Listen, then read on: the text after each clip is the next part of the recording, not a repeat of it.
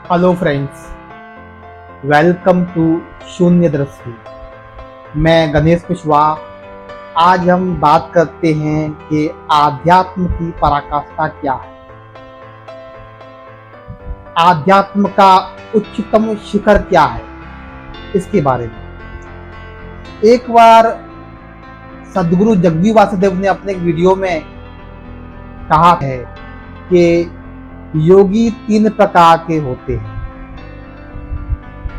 पहला होता है मंद योगी, दूसरा होता है मध्यम योगी और तीसरा होता है उत्तम योगी। मंद योगी वह होता है जो अपने डिवाइन फ्रेगमेंट को या अपने अस्तित्व को याद रखने के लिए, जिसको यह पता चल चुका है कि वह आत्मा है, वह ही ब्रह्म है। अहम परम ब्रह्मास्मि जिसको कहा गया है कि वह ही ब्रह्म है, जिसको पता चल चुका है वह ही सत्य, सौंदर्य, आनंद है, जिसको प्रत्येक व्यक्ति, प्रत्येक जीव इस संसार में ढूंढ रहा है। तो उसे कहीं ढूंढना नहीं है, वह ही वह है, वह स्वयं ही वह है। तो जिसको यह पता चल चुका है और उसको यह याद रखने के लिए कुछ देवी देवताओं की अर्चना करनी पड़ती है, कुछ मंत्रों का जाप करना पड़ता है, कुछ माला जपनी पड़ती है, या किसी विशेष प्रकार के वस्त्र समुदायों को फॉलो करना पड़ता है। तो ऐसे जो योगी को मंद योगी कहा गया है। यह एक योगी की प्रारंभिक स्थिति है, जहां पर योगी अपनी साधना में लीन है, अपनी प्रक्रिया में लीन है। दूसरे प्रकार का जो योगी है वो मध्यम योगी है, जो है पूर्ण रूप से परमात्मा में लीन हो चुका है, जो स्वयं को मिटा चुका है और वह समाधि में ही जीता है, शून्य में ही जीता है और उसको इतना तक भी भान नहीं है। वह अपने जीवन के जो दैनिक क्रियाकलाप है, खाना पीना, नहाना, इन सब को भी ठीक से नहीं कर पाता। इतना ज्यादा लीन हो गया, इतना ज्यादा समाधिस्थ हो गया है। रमन महर्षि की एक समय यही स्थिति थी कि वह हर वक्त ध्यान में लीन रहते थे। उनको पता ही नहीं होता था कि उनके साथ क्या हो रहा है। तो यह जो स्थिति है, यह एक मध्यम योगी की है, जो पूर्ण रूप से आत्मा, परमात्मा या ब्रह्म में लीन हो चुका है, या ब्रह्म को ही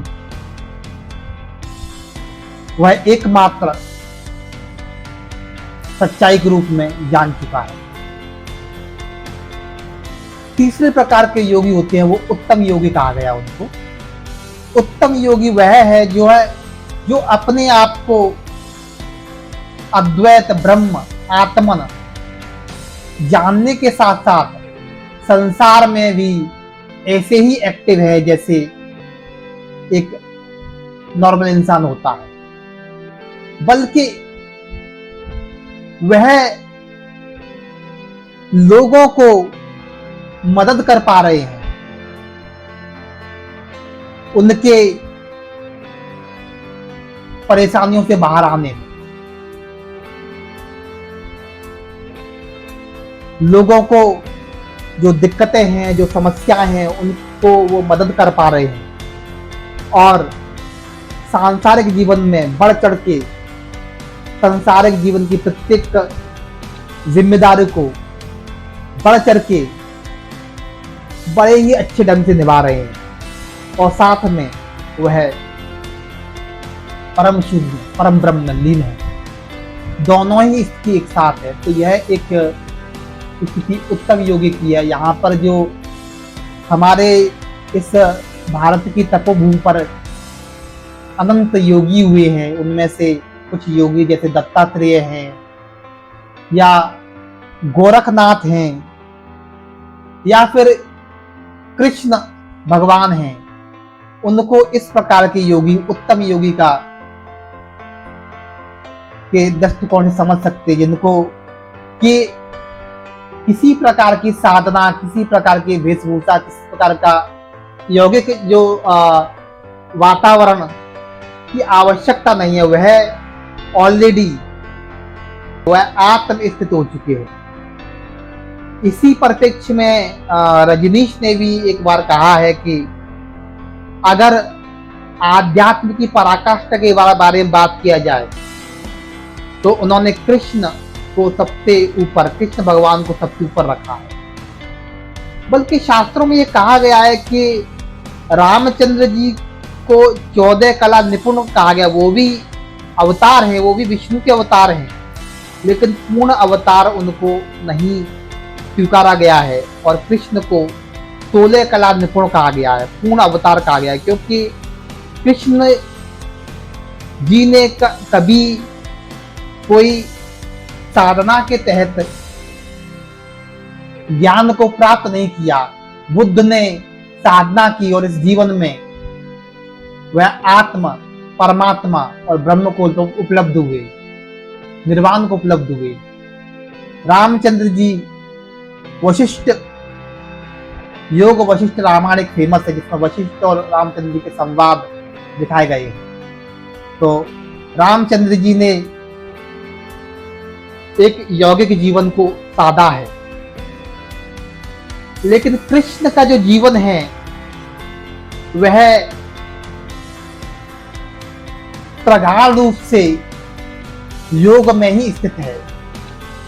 उनकी कोई भी क्रियाकलाप एक साधना की प्रक्रिया को नहीं दर्शाता है। जो एक मंद योगी और मध्यम योगी का जो होता है, वह उन्होंने जो भी कुछ किया है, एक जनसाधारण के सारे क्रियाकलाप किए हैं। एक जनसाधारण अपने जीवन में जो भी करता है वह सब उन्होंने किया है, लेकिन उसका जो लेवल है वो पराकाष्ठा है।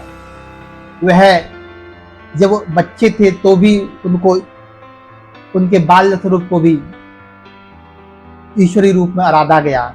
जब वो किशोर थे तब भी उनके जो किशोर के क्रियाकलाप है उनको ईश्वरीय दर्जे से आराधा गया। और जब वो वयस्क होते हैं तो महाभारत में जो उनका रोल है वह ईश्वर तुल्य है। तो कृष्ण भगवान को रजनीश ने भी आध्यात्म की पराकाष्ठा कहा है।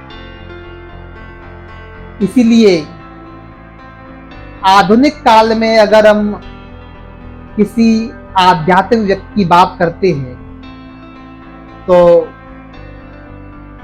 नो डाउट रमन महर्षि और कृष्णमूर्ति का नाम सबसे पहले आता है, क्योंकि कृष्णमूर्ति ही वह व्यक्ति हैं जिन्होंने अवेयरनेस और साक्षी, अवेयरनेस जैसे शब्दों का प्रयोग किया। और उन्होंने बड़े बड़े फिलोसफर्स को इंस्पायर किया। आई थिंक उनमें से रजनीश भी उनमें से एक है। रजनीश का आधुनिक आध्यात्मिक प्रैक्टिस में एक बहुत बड़ा योगदान है, परंतु जो मौलिक, जो समसामयिक जो शब्दावली है, जो मौलिक समसामयिक जो दृष्टिकोण है,